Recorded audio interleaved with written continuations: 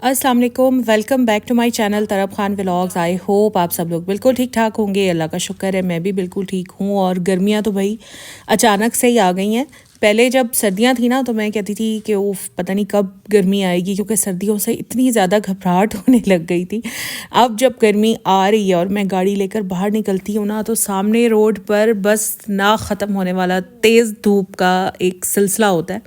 और गाड़ी में बैठें, एसी ऑन करें तो गाड़ी को ठंडा होने में भी ज़रा 15-20 मिनट लग जाते हैं। अभी तो खैर पूरी गर्मी आई नहीं है, अभी से ये हाल है। जब आएगी तो क्या होगा। और गर्मी का सीज़न होता भी बहुत लंबा है, लेकिन खैर गर्मियाँ जैसी भी हैं मुझे सर्दियों से बेहतर ही लगती हैं।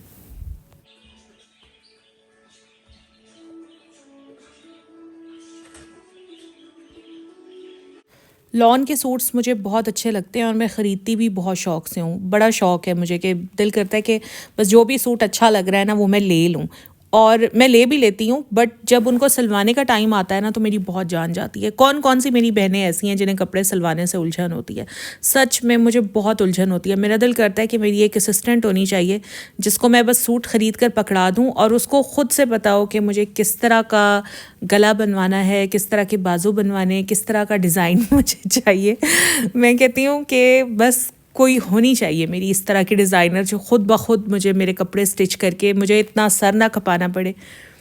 टेलर के पास जब भी जाएं एक एक चीज़ बतानी पड़ती है और उसके बावजूद भी टेलर्स कहते हैं कि बाजी पिक्चर दिखा दें। सपोज़ अगर किसी सूट का पोस्टर मुझसे गुम गया है तो भाई फिर तो सूट सिलवाना इतना मुश्किल हो जाता है। अच्छा, मैं आपको बताऊं, मैं गर्मियों में ना 2 तरह के सूट्स बनवाती हूँ। एक तो वो जो मैं घर में रफ़ यूज़ में लाती हूँ और एक वो जो मैंने कहीं आते जाते पहनने होते हैं।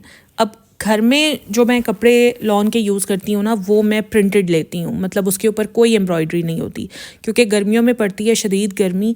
और अगर हल्की सी भी एम्ब्रॉयडरी आ जाए ना कपड़े पर, शदीद गर्मियों की मैं ये बात कर रही हूँ, तो मुझे वो एम्ब्रॉयडरी काटती है। मुझे लगता है कपड़ा हैवी हो गया है और मुझसे पहना नहीं जा रहा।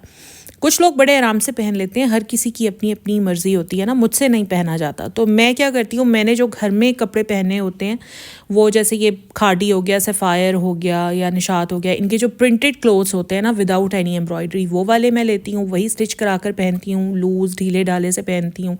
बट जो मेरे आने जाने वाले होते हैं वो मैं हमेशा एम्ब्रॉयडर्ड क्लोथ्स लेती हूँ लॉन के, और उन्हें फिर मैं ज़रा सही तरह से स्टिच करवाती हूँ।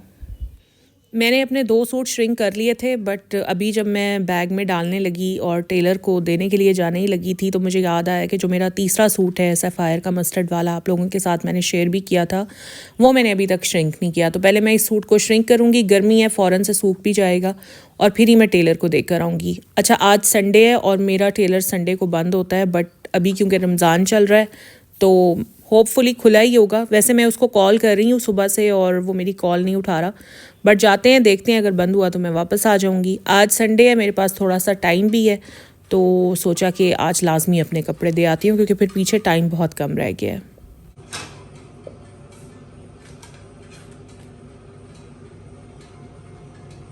आज मेरे बेटे का रोज़ा नहीं था, उसकी तबीयत ठीक नहीं थी, टॉन्सिलाइटिस हुआ है, फ़ीवर है, साथ में एलर्जी भी बहुत ज़्यादा है, तो बस आज उसका रोज़ा नहीं था। यहाँ पर उसी के लिए नाश्ता बन रहा है।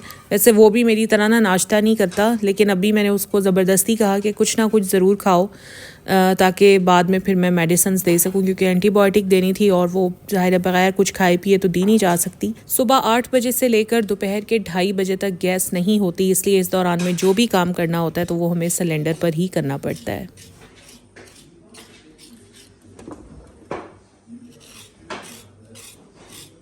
और आज मैं अफ्तारी में ना पकौड़े बना रही हूँ, ना समोसे रोल्स फ्राई कर रही हूँ, ना ही फ्रूट चाट है, क्योंकि ये सारी चीज़ें डेली रिपीट हो कर बस अब सब तंग आ चुके हैं। तो मैंने सोचा कि मेन्यू को थोड़ा चेंज करते हैं, तो इसलिए आज इनमें से ऐसी कोई चीज़ नहीं होगी।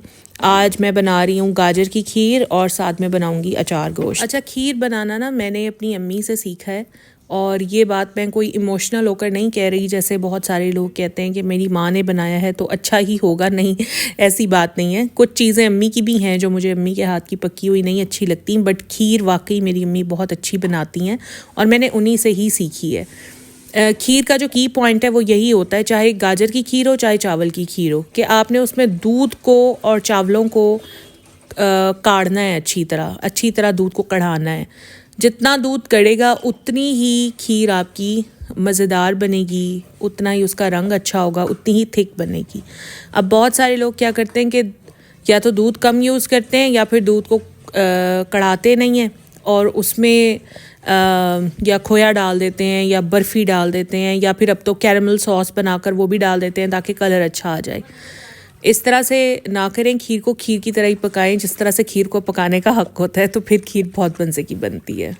एक और बात जो अम्मी ने मुझे हमेशा बताई कि अगर तो चावल की खीर बना रहे हैं तो उसमें चावल की क्वांटिटी बहुत कम रखनी है, ठीक है। जितना ज़्यादा आप चावल डालेंगे ना, खीर उतनी आपकी ख़राब होगी। दूध बहुत ज़्यादा होना चाहिए, चावल बहुत कम आपने खीर में डालना है, तो खीर बहुत मज़े की बनती है।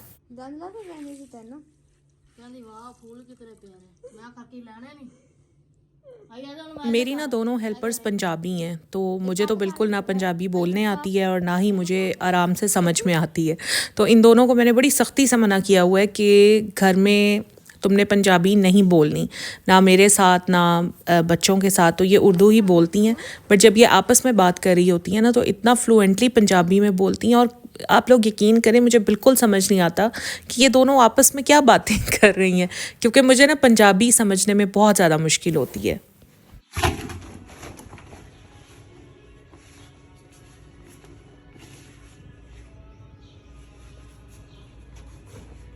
मुझे ना बल्ती ज़बान सीखने का बहुत शौक़ है। बल्ती ज़बान, वो जो गिलगित बल्तिस्तान में बोली जाती है ना, वो ज़बान बोलने का मुझे बहुत शौक़ है। और हुंसा जब हम जाते हैं तो वहाँ पर बोलते हैं ब्रोशस्की। अब मुझे ये नहीं पता कि बल्ती और ब्रोशस्की में फ़र्क होता है या एक ही ज़बान के ये दो नाम हैं, ये मुझे नहीं पता। बट ये जो ज़बानें हैं ना, ये मुझे सीखने का और बोलने का बहुत शौक़ है। और मैंने पता है क्या, गूगल पर इनके जो मतलब लेटर्स हैं, जैसे हमारी अलिफ बे पे होती है, इसी तरह मैंने इनके लेटर्स सीखने की कोशिश भी की है, मगर यार बहुत मुश्किल लगता है बहुत मुश्किल है सीखना।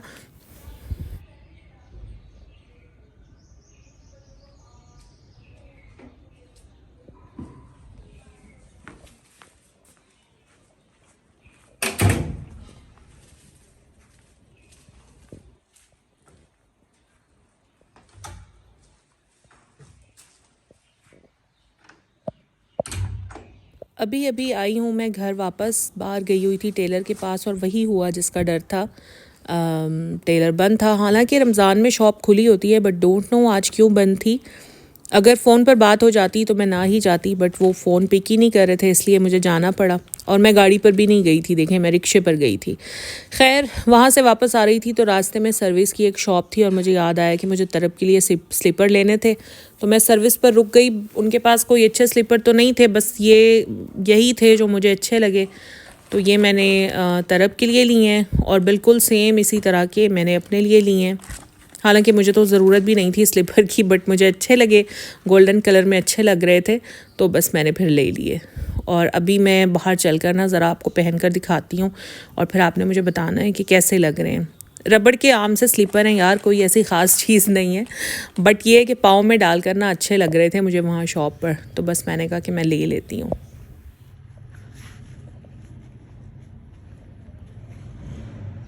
ये देखें जी और बताएं कि कैसे लग रहे हैं।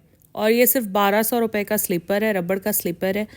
अब मैं ले तो आई हूँ, लेकिन मुझे पता है कि मुझे पहनना मुश्किल होगा, क्योंकि मैं स्लीपर्स में कंफर्टेबल रहती हूँ जिनकी थोड़ी सी हील हो, इसीलिए मैं हमेशा एरोथॉटिक के स्लीपर्स पहनती हूँ। आप लोगों के साथ मैंने एक व्लॉग में शेयर किया भी था, बट अभी ये अच्छे लग रहे हैं, तो जब तक मैं इनको पहन सकूँगी पहन लूँगी और उसके बाद देखते हैं कि फिर क्या करना है इनका।